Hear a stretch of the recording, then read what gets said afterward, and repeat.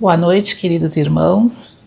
Estamos aqui mais uma vez para fazer um estudo à luz da doutrina espírita e hoje, nesta noite, nós vamos fazer uma breve reflexão sobre o capítulo 8, cujo título é Bem-aventurados os puros de coração, que consta lá no Evangelho segundo o Espiritismo, e mais especificamente nós vamos tratar do tema, o subtítulo Deixai vir a minhas criancinhas. Nele, o Evangelho de Mateus diz: Então trouxeram-lhe criancinhas para que impusesse as mãos e orasse. Mas os discípulos as repreenderam.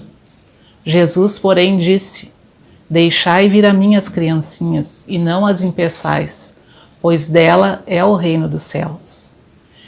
Essa narrativa evangélica é carreada de um simbolismo que até os tempos atuais gera dificuldades em sua compreensão. O que pretendia o mestre Nazareno com este ensinamento? A belíssima mensagem de João, o evangelista, que está no item 18 desse capítulo do Evangelho, nas instruções dos Espíritos, traz importantes esclarecimentos. Inicia ele o título da mensagem, que é o apelo de Jesus aos seus discípulos, que queriam afastar as crianças, por pensarem que elas incomodariam o mestre, que tinha o que dizer a adultos, não a crianças que não poderiam compreendê-lo. Dirigia-se também às almas que gravitam nos círculos inferiores, onde a desgraça desconhece a esperança. Jesus chamava a si a infância intelectual da criatura formada, os escravos das paixões, os fracos, os viciosos. Naquele apelo, queria Jesus que os homens aceitassem seus ensinos, se entregassem a ele com a confiança das crianças. E essa ideia transparece em muitas de suas frases, registradas nos evangelhos. Assim, na sua maneira de ensinar, aproveitando as situações naturais, falando pouco, porém com muito significado, Jesus submetia as almas à sua terna e misteriosa autoridade, que vinha da sua pureza de espírito, conquistada através dos tempos, em outros mundos materiais, visto que ele já era puro quando a Terra ainda não existia. Desse modo, João, o evangelista, o apóstolo que talvez mais tenha vivenciado o amor ao próximo e que teve uma existência muito mais longa do que os demais, termina essa mensagem dizendo: Eu vos digo em verdade, a manifestação espírita se eleva no horizonte e eis aqui seu enviado, que vai resplandecer como o sol sobre o cume dos montes. O seu enviado pela manifestação espírita é o Espiritismo, que realmente resplandece na mente e no coração de quem o conhece, iluminando a jornada evolutiva com seus esclarecimentos sobre os ensinos de Jesus, tornando-os cada vez mais atualizados, mais necessários e, consequentemente, mais possíveis de serem vividos pelos homens na Terra. Por que usar a imagem da criança como simbolismo de pureza? Para ajudar na compreensão desta interrogação, poderemos imaginar uma situação muito comum no cotidiano. Uma criança de 6 anos, 7 aproximadamente, é levada a uma praça de lazer. Chegando lá, encontra outro grupo de crianças da mesma faixa etária que joga uma partida de futebol. Esse menino chega e vai logo se enturmando e sendo aceito pelas demais crianças, sem maiores cerimônias, como se fossem velhos conhecidos. Outras crianças foram chegando e se juntando ao grupo, e aquela reduzida quadra de futebol ficou menor ainda, tendo em vista o número de crianças que ali estavam. Entretanto, nada que ofuscasse a alegria das mesmas naquela tarde. Organizaram-se de forma simples, dividindo o espaço, sem exacerbação de orgulho, vaidade ou egoísmo. Compartilharam momentos alegres e salutares entre si, mesmo sem se conhecerem. Nenhuma fez uso de privilégios por ter chegado primeiro, ser o dono da bola ou ser mais forte fisicamente. Não ocorreram brigas violentas, tampouco discussões graves. Surgindo algum desentendimento, logo se esqueciam e voltavam ao brinquedo. Ao imaginar a cena, podemos trazer à mente o ensinamento do mestre, verificando que era um exemplo dado por aquelas criancinhas de simplicidade, pureza de coração, humildade e, acima de tudo, de convivência fraterna. E não é isso que esperamos de uma sociedade mais justa? Não será assim o reino dos céus que nós devemos implantar na terra, sem ódio, egoísmo, ganância e disputas pueris? Narra o Espírito Emmanuel, comentando o Evangelho de Lucas, que a ingenuidade dos pensamentos e a meiguice dos modos dão à criança os traços da pureza sentimental necessária ao espírito para galgar os estágios superiores da evolução. Eis porque o Senhor, com muita propriedade, elegeu a infância como símbolo da pureza indispensável à sustentação do ser na vida maior. Assim, o estado angelical da infância, desprovida de paixões e vícios, se assemelha ao estágio do espírito evoluído. Mas não basta ter aparência de pureza. É preciso, acima de tudo, ter pureza de coração. Jesus quer que nos entreguemos a Ele com a confiança e pureza das crianças. Então nos cabe rogar a Ele que nos dê forças e coragem para mudar as atitudes. E para isso, a oração é um recurso indispensável em todas as ocasiões. Através dela, estabelecemos sintonia com a espiritualidade maior, facilitando o caminho para que nos inspirem e revigorem nossas energias. Não quer dizer que a providência divina não consiga nos alcançar, mas se não entrarmos em sintonia com as forças superiores, não conseguimos perceber a ajuda constante, permanente dos espíritos amigos. Allan Kardec, na sua obra A Gênese, capítulo 18, itens 27 e seguintes, com o título A Geração Nova, nos informa da reencarnação de espíritos com certo grau de conhecimento intelectual e moral que ajudarão na regeneração do planeta. Entretanto, narra o insigne codificador que esta geração não se comporá exclusivamente de espíritos eminentemente superiores, mas dos que, já tendo progredido, se acham predispostos a auxiliar todas as ideias progressistas e aptos a secundar, a auxiliar o movimento de regeneração. A atualidade da afirmação de Kardec é atestada nos dias atuais. Muitos exemplos de crianças predispostas ao bem circulam nas redes sociais. Entretanto, é importante frisar que muitos pais estão mais preocupados com o sucesso material, a beleza, os dons artísticos, esportivos, escolaridade dos filhos, do que com a parte moral. Priorizamos mais que nossos filhos sejam bem-sucedidos profissionalmente, que nos orgulhem, do que formar bons caracteres. Joana de Ângeles, no livro Lampadário Espírita, nos diz que a educação nem sempre fará tudo pelo filhinho, mas que ele estará preparado para as experiências futuras, não nos sendo lícito deixar de iluminar com as claridades do amor à verdade, ao bem e à justiça em nome do Supremo Amor.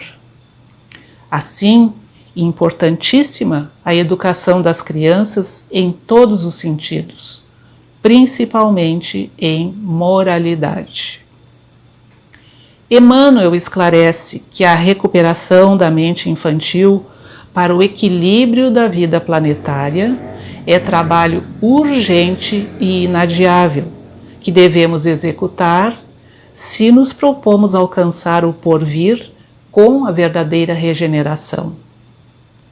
Relegamos a educação dos filhos a terceiros, tendo em vista a necessidade crescente em substituir carinho, atenção e educação das crianças por objetos. Quantos são os pais que preferem dar presentes do que ser presentes?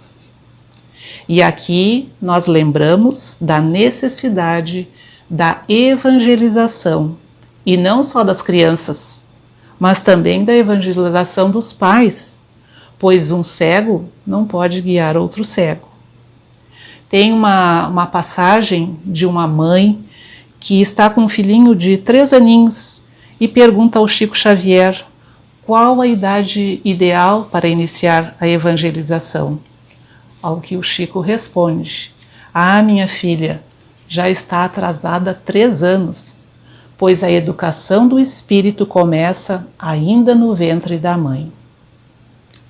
Importante também nós, os adultos, educarmos através do exemplo, assim como fazia Jesus, que não só falava, mas principalmente confirmava suas mensagens através da vivência.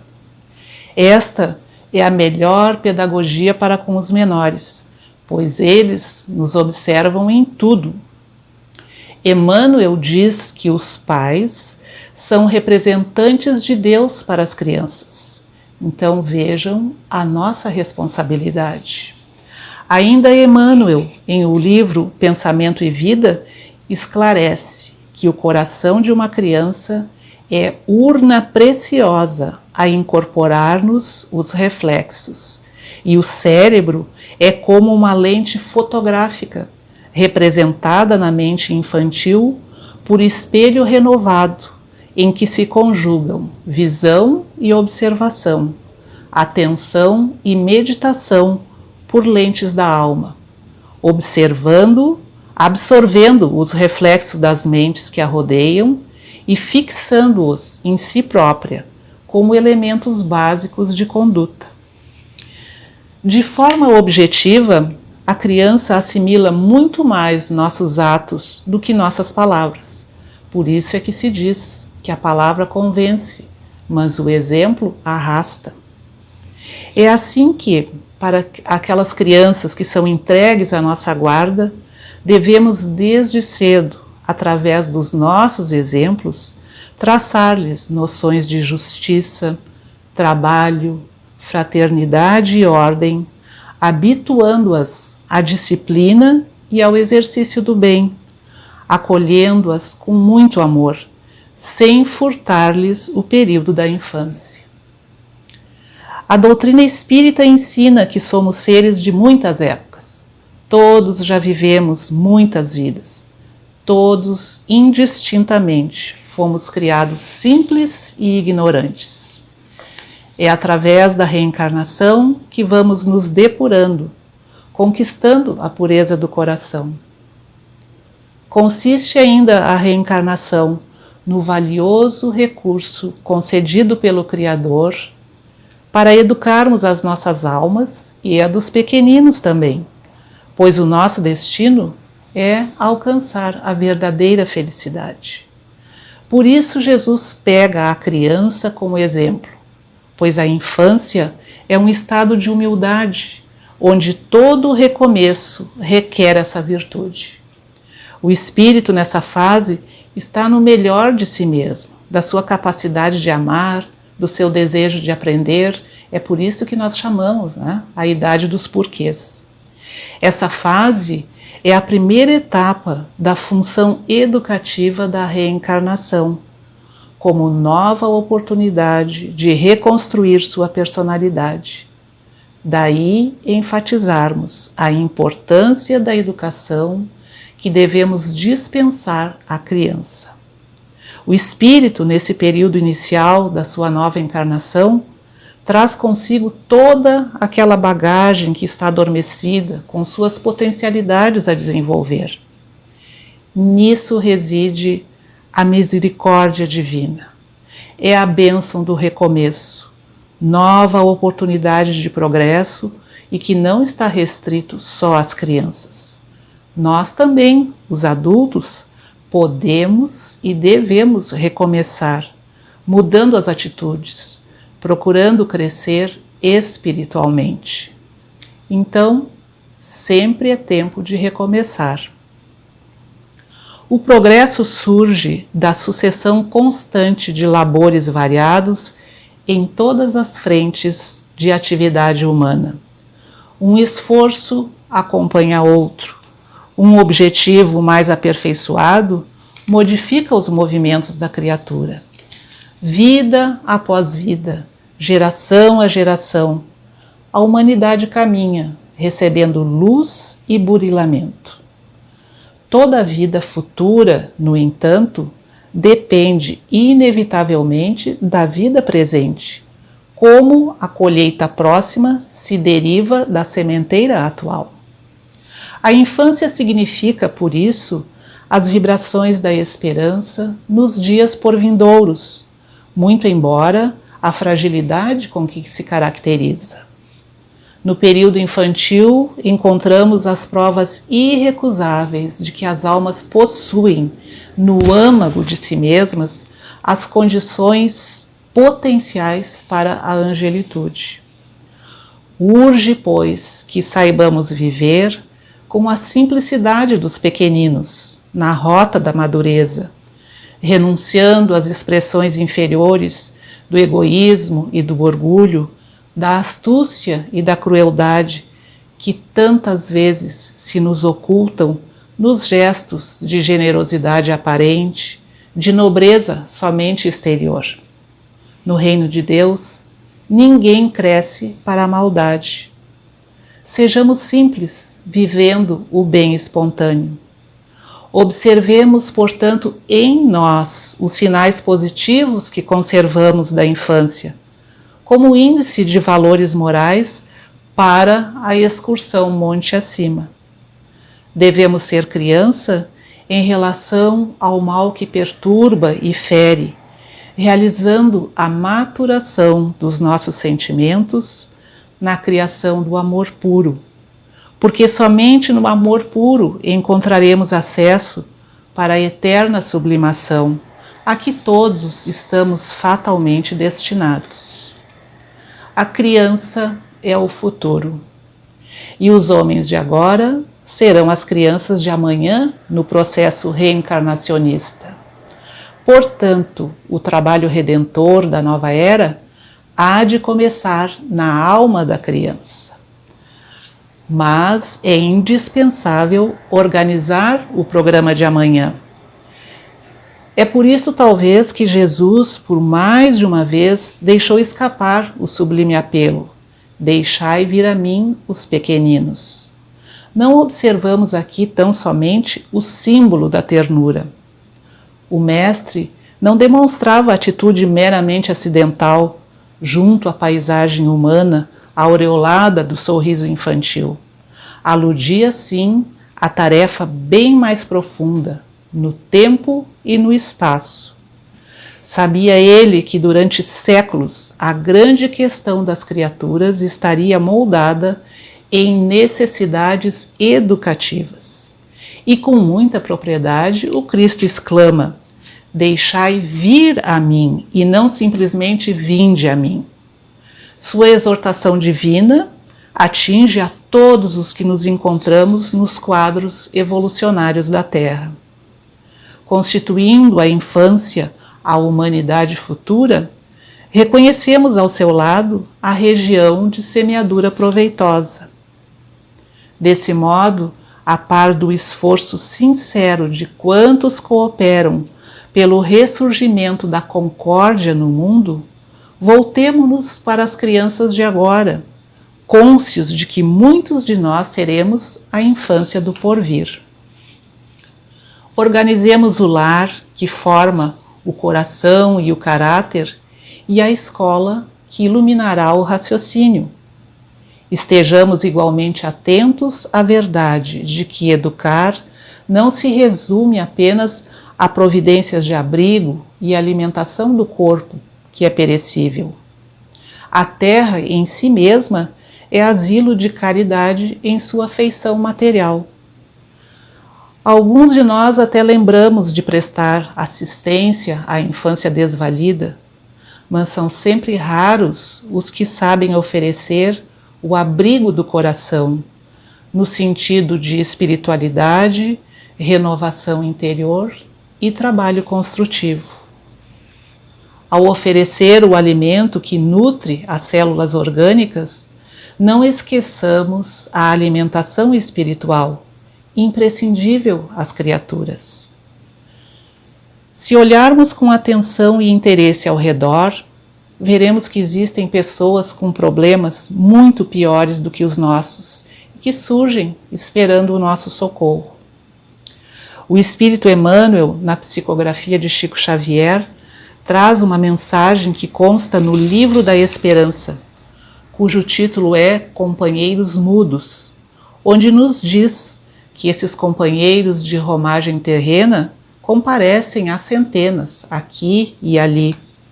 Jazem famintos, experimentam agoniadas depressões morais, sofrem prolongados suplícios orgânicos, incapazes e sem condições de recorrer voluntariamente ao amparo da medicina. O benfeitor nos conclama a pensar neles e, de coração enternecido, o quanto pudermos, ofereçamos algo do nosso amor, através da roupa, do alimento, do remédio ou do minuto de atenção e carinho, porque esses companheiros mudos e expectantes que nos rodeiam são as criancinhas necessitadas e padecentes que não podem falar. Ao agir em favor do próximo, nós poderemos nos surpreender ao verificar que somos os mais beneficiados. No quadro imenso da transformação em que nossas atividades se localizam atualmente, a iniciativa da educação é de importância essencial no equilíbrio do mundo. Cuidemos da criança como quem acende claridades no futuro. Compareçamos em companhia delas a presença espiritual do Cristo e teremos renovado o sentido da existência terrestre, colaborando para que surjam as alegrias do mundo num dia melhor. Apresentaram a Jesus, então, umas criancinhas, a fim de que ele as tocasse. E como seus discípulos repelissem com palavras rudes aqueles que as apresentavam, Jesus, vendo isso, repreendeu-os e lhes disse: Deixai vir a mim as criancinhas, não as impeçais, pois o reino dos céus é para aqueles que se lhes assemelham. Eu vos digo em verdade, que todo aquele que não receber o reino de Deus como uma criança, nele não entrará. E tendo-as abraçado, abençoou-as, impondo-lhe as mãos. Esta passagem aqui narrada por Marcos no seu Evangelho é de profunda beleza e apresenta um dos pontos altos da lição do Cristo. Por que Jesus promete o reino dos céus para aqueles que se assemelharem a criancinhas? Não identificava ele ali, naqueles corpos infantis, espíritos reencarnados, voltando ao palco terrestre com seus desafios, suas mazelas, suas lutas, assim como qualquer outro ser? Obviamente que sim. Então, o que Jesus quis dizer com isso? O Mestre falava do ser criança em si, do período da infância, dessa época em que todos somos cândidos, humildes e moldáveis, flexíveis às orientações recebidas. Ele falava da pureza dos pequenos, que ainda não tiveram tempo de se submeter aos vícios, que ainda não aprenderam a malícia, nem a complexidade exagerada do comportamento adulto. Simplicidade. A vida da criança é simples, e Jesus estava ali exaltando a simplicidade na vida como mola propulsora para nos lançar a esse estado íntimo de felicidade, do reino dos céus no coração. Observamos que a criança se contenta com tão pouco, valoriza as pequenas coisas, não tem vaidades, não é dissimulada e nem preconceituosa. Assemelhar-se às crianças é também enxergar o mundo com alegria, com deslumbramento, sem reservas, sem mágoas. É ser mais leve. Sim, as crianças pesam muito menos do que os adultos. E nós podemos ser mais leves nas atitudes, nas preocupações, no apego excessivo às coisas materiais. A ideia de criança de Jesus é o oposto da ideia de velho, não no sentido de idoso, mas daquele que não modifica suas opiniões, que não altera seu comportamento, que não cede por nada deste mundo. Velho é quem se deixou amargar pelo caminho. Criança é quem respira alegria e dá novas chances a si mesmo e aos outros todos os dias. E já se encaminhando para o encerramento da nossa lição de hoje, eu trouxe um poema de Andrei Sequeleiro, cujo título é Quero ser menino contigo. Minha vista cansada, meu semblante triste, colhi pela calçada raio de sol que persiste. Saudade da criança que um dia fui, vontade, ânsia de um rio que não mais flui. Haverá como retornar? É possível ser menino e voltar a despertar? Abro a porta do futuro e encontro o rosto lindo de meu filho. Deus o fez parecer comigo para que nunca esquecesse do meu menino interno. Quero ser menino contigo, meu filho. Menino que quer aprender, que quer escutar, que quer se deslumbrar todo dia. Quero ser menino contigo e viajar pela terra mais uma vez, como se fosse a primeira, pois as crianças sempre assistem o que gostam diversas vezes, com a alegria e a emoção da primeira vez.